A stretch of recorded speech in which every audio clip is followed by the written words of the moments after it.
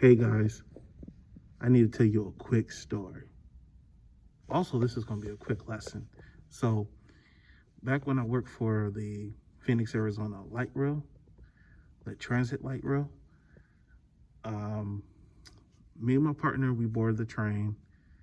Um, he decided to take care of the front side while I take care of the rear side, right?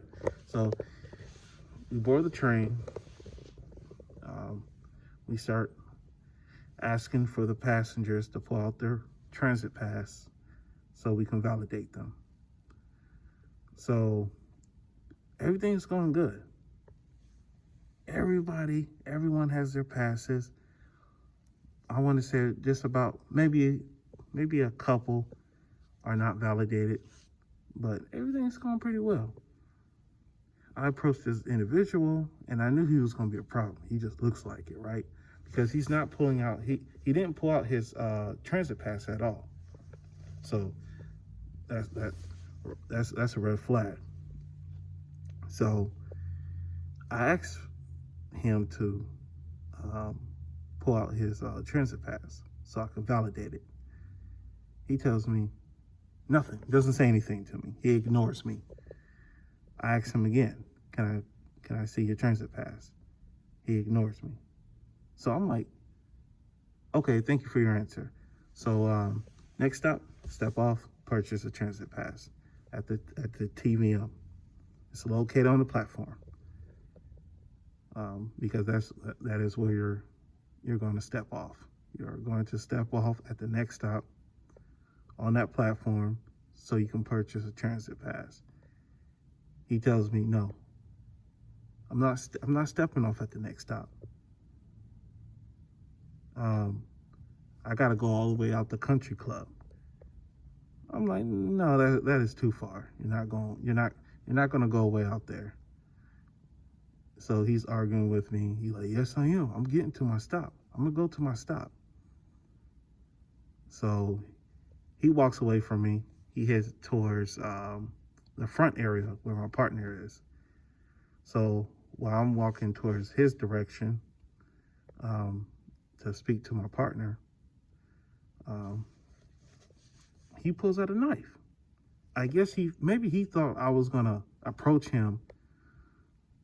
So, but anyway, so my partner, he's like, hey, he's letting me know that he has a knife. I tell him, yeah, I see it. I see that little pocket knife.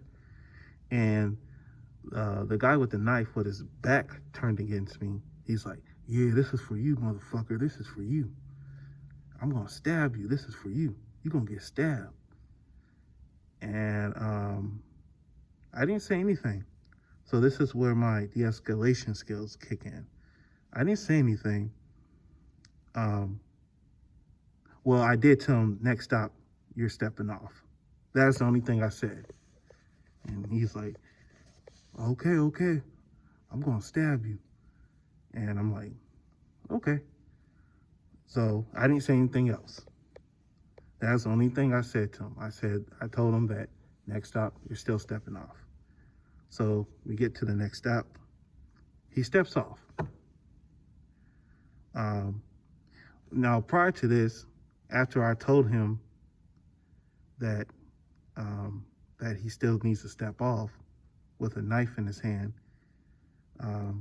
he's telling me that he's telling me that I'm a bitch, and